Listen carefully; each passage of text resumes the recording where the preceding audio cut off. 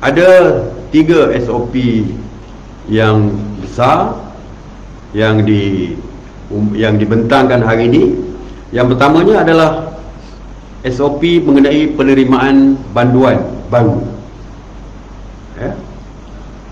Untuk penerimaan banduan baru, saringan COVID-19 akan dilakukan kepada banduan yang baru ini sebelum dimasukkan ke dalam penjara.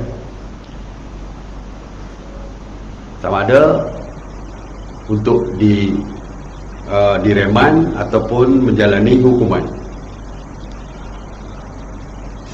Selepas keputusan diketahui, iaitu mereka katakan negatif, mereka tidak akan dimasukkan terus ke dalam penjara ataupun sewaktu menunggu keputusan.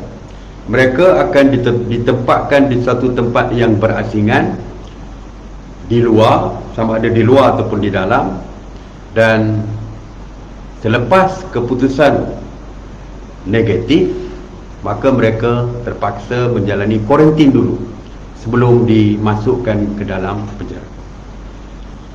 Dan mereka perlu berada di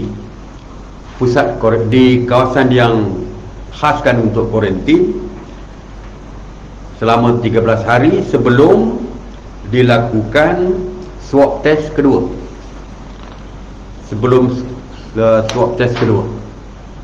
Jadi selepas mendapat swab test kedua, jika ada mana-mana yang positif, sama ada swab test pertama atau kedua, tentu saja akan dihantar ke hospital.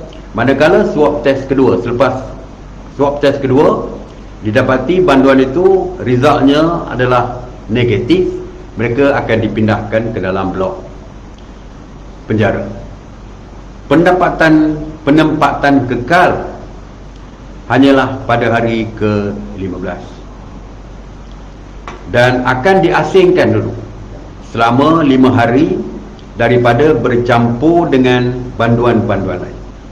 Jadi ini merupakan satu SOP yang ketat daripada Jabatan Penjara untuk memastikan kes yang melibatkan banduan baru yang menyebabkan jangkitan kepada banduan-banduan yang lama dapat dielakkan.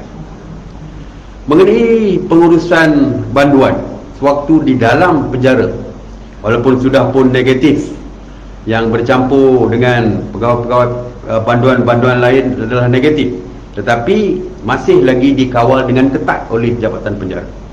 Sebagai contoh, Jabatan Kuasa Urusia Pengurusan Krisis COVID-19 diwujudkan dan diaktifkan di dalam penjara. Pengoperasian penjara sementara diwujudkan bagi mengelakkan kesesakan. Mewujudkan base untuk anggota Kementerian Kesihatan di kawasan berhampiran untuk merawat banduan yang tidak kritikal di blok penempatan. Banduan sedia ada dalam penjara tidak dibenarkan keluar daripada penjara dalam bilik penjara mereka kecuali rawatan dan pengurangan kesesakan. Yang seterusnya, pergerakan dalam penjara dihadkan kecuali banduan dapur dan banduan kebersihan. Banduan dapur ni saya kira yang memasak lah, yang terlibat dalam memasak.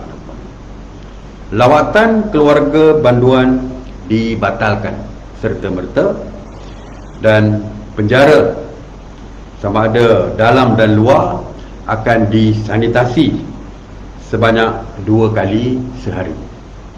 Ini di dalam pengurusan di dalam penjara. Banduan juga ada masanya terlibat untuk dibawa ke mahkamah dan juga untuk pemindahan ke penjara lain. Oleh itu beberapa SOP juga diperkenalkan, seperti penjarakan sosial di dalam kenderaan. Sebelum ini mungkin tidak ada penjarakan sosial, kedudukan yang berapat-rapat di dalam kenderaan. Sekarang ini penjarakan sosial di dalam kenderaan. Pemeriksaan kesihatan ke atas pegawai pengirim dan banduan dilakukan untuk mengesahkan fit to travel dan bebas gejala COVID-19.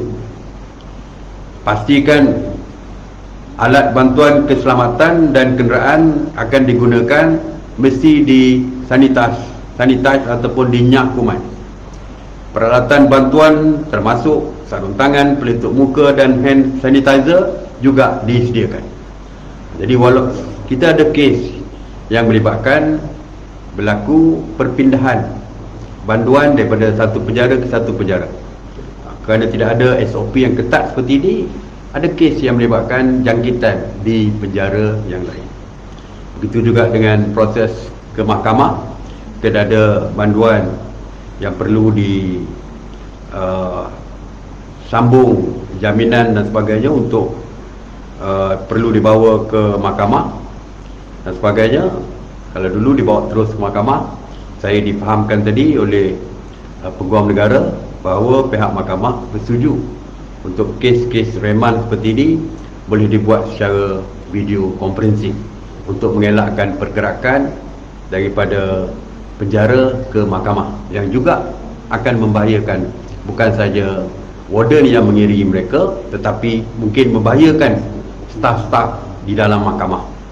Jadi magistrate dan sebagainya mungkin mempunyai risiko apabila banduan itu dibawa ke mahkamah. Jadi mengelakkan untuk menjangkiti semua orang lain. Jadi kita dapat kebenaran supaya sambungan reman dan perkara yang berkaitan dengan reman boleh dibuat secara video conferencing.